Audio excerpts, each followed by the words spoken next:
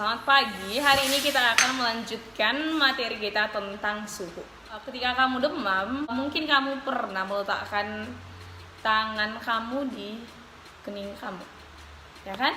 Nah, jika kening kamu panas, berarti suhu badanku tinggi, begitu. Nah, atau coba diperhatikan, saya punya 3 gelas kimia. 2 gelas ini saya isi air. Di gelas ini saya isi dengan air dingin. Nah, sedangkan di gelas kedua saya isi dengan air panas. Oke, sekarang saya akan mencelupkan tangan saya ke masing-masing gelas. Saya dapat mengetahui bahwa ini dingin, ini panas dengan menyentuh air pada masing-masing gelas.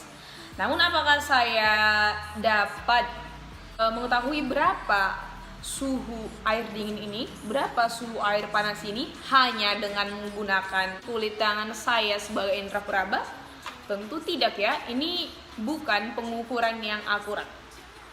Bagaimana lagi jika saya mencampurkan kedua air ini? Saya satukan ke gelas ketiga. Nah, lalu saya mencelupkan tangan saya lagi.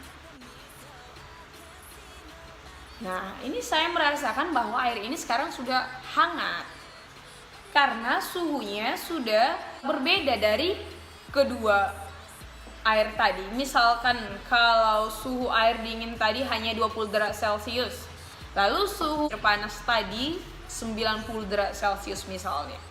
Maka jika saya campur, maka suhunya pasti akan lebih tinggi dari 20 derajat Celcius, tapi lebih rendah dari 90 derajat Celcius. Begitulah suhu air hangat ini.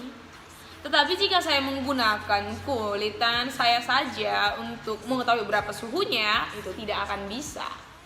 Jadi alat untuk mengukur suhu itu disebut dengan termometer. Nah, termometer ini ada banyak jenisnya. Jika kita mau mengukur suhu badan, maka kita tentu akan menggunakan termometer badan. Atau jika di laboratorium, biasanya itu kita menggunakan termometer laboratorium namanya. Jadi berbeda-beda. Nah, sebelum saya memperkenalkan jenis-jenis termometer, saya akan menjelaskan zat cair pengisi termometer.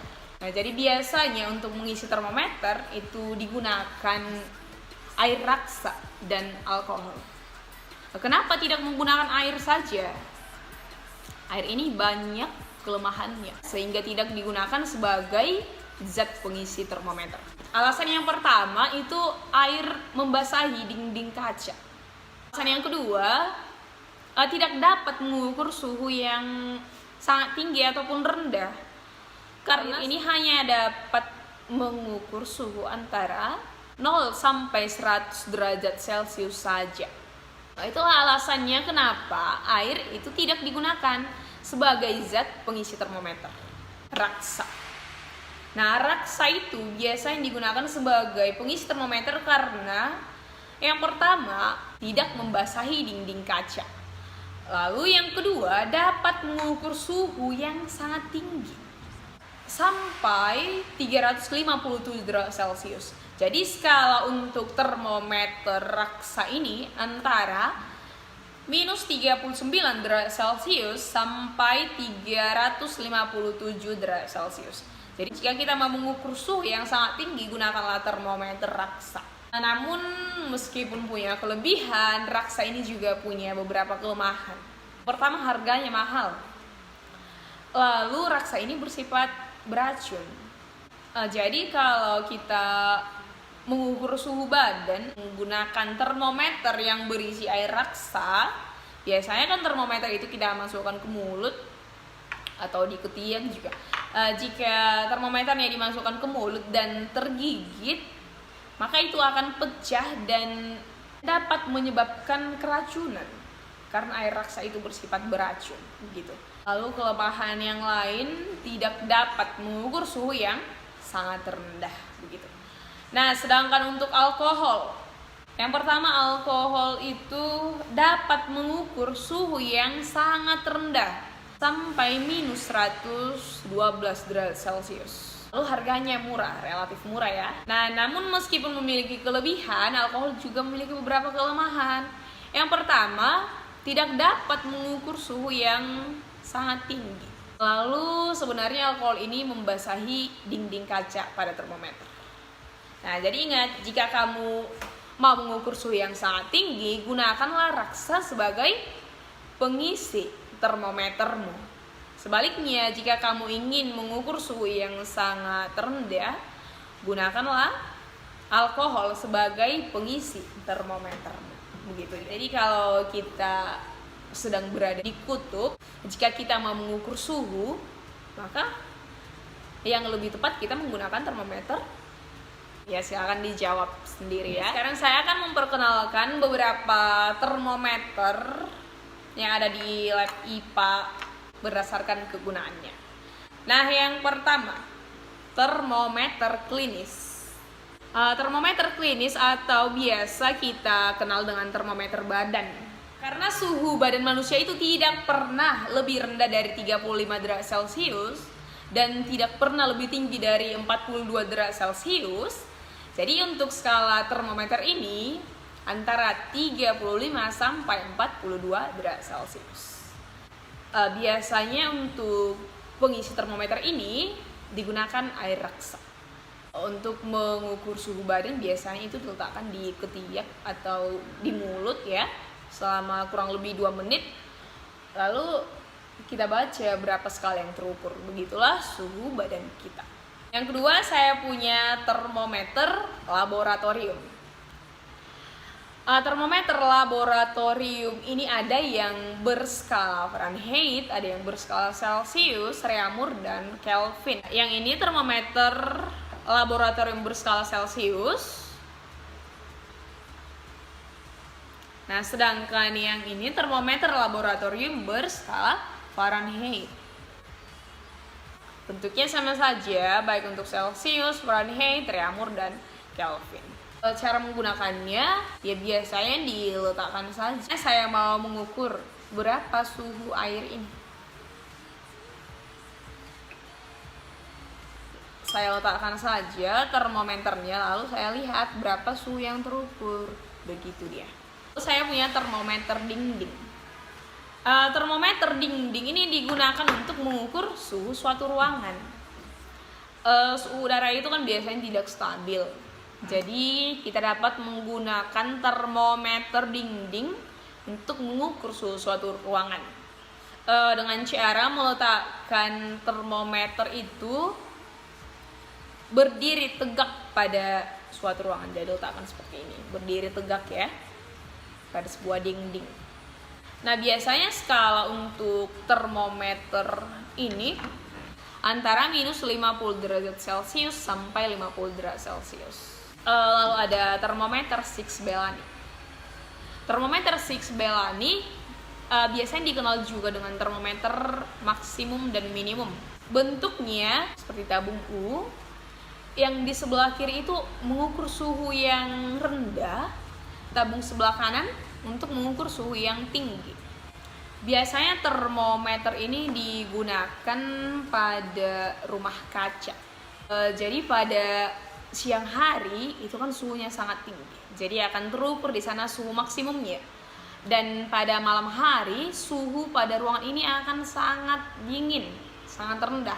Di suhunya dapat kita lihat pada skala termometernya, gitu.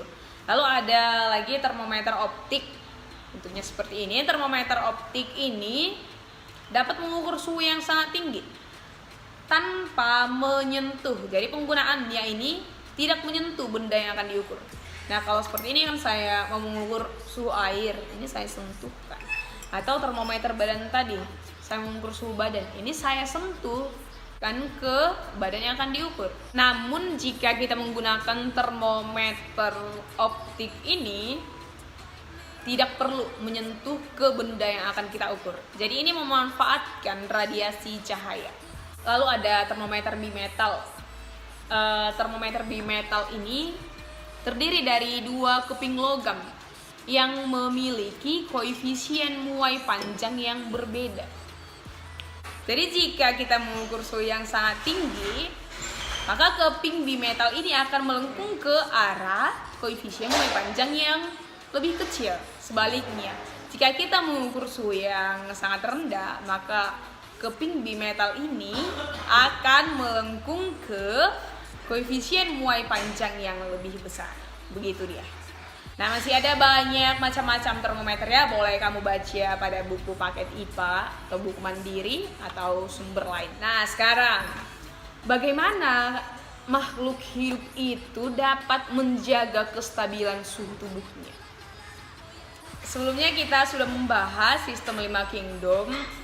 Di sana kita bahas ada beberapa hewan yang berdarah dingin, ada yang berdarah panas.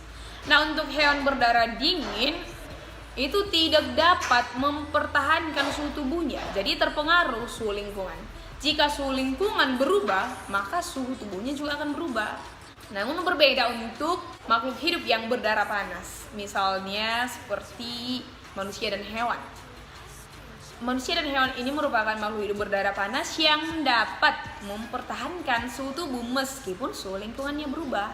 Jadi meskipun suhu lingkungan berubah, suhu badan kita ini tidak langsung berubah drastis begitu. Mekanisme pengaturan suhu tubuh ini disebut dengan termoregulasi. Nah, misalnya untuk manusia ya, pada saat cuaca yang sangat terik, suhu lingkungan tentu panas ya. Maka untuk menjaga keseimbangan suhu tubuh ini biasanya kita mengeluarkan cairan berupa keringat melalui kulit. Itu dia salah satu cara untuk menjaga keseimbangan suhu tubuh. Nah, untuk hewan misalnya anjing ya, kalau kamu pernah memperhatikan, jika suhu lingkungan sangat panas atau pada saat siang hari yang sangat terik, biasanya anjing itu akan menjulurkan lidahnya keluar. Itu sebenarnya tujuannya untuk mendinginkan suhu tubuhnya, untuk mengeluarkan panas dari tubuhnya. Nah, jadi itulah beberapa cara makhluk hidup untuk menjaga keseimbangan suhu tubuh. Demikian juga untuk hewan-hewan yang tinggal di daerah dingin, misalnya beruang kutub ya, yang tinggal di kutub utara. Perhatikan tubuh beruang. Untuk menjaga suhu tubuhnya dari lingkungan yang sangat dingin, beruang itu mempunyai bulu yang sangat tebal. Itu salah satu adaptasi fisiologi, adaptasi bentuk tubuh untuk menyesuaikan suhu tubuh dengan suhu lingkungan. Nah, timbunan lemak juga dapat menjaga kita dari suhu yang sangat dingin. Jadi orang yang gemuk dibandingkan orang yang kurus, jika berada pada lingkungan yang dingin, nah si kurus ini akan lebih cenderung kedinginan dibanding segemuk ini. Karena ya timbunan lemak tadi, timbunan lemak ini juga dapat menjaga suhu tubuh kita, menghalangi keluarnya kalor. Karena timbunan lemak ini dapat menghemat panas tubuh. Oke, demikian pembahasan kita hari ini. Pertemuan selanjutnya saya akan membahas skala-skala termometer. Bagaimana cara mengkonversi skala Celsius ke Reaumur dan sebaliknya, dan untuk skala termometer yang lain. Oke, sampai di sini pertemuan kita. Sampai bertemu di topik selanjutnya. Selamat pagi.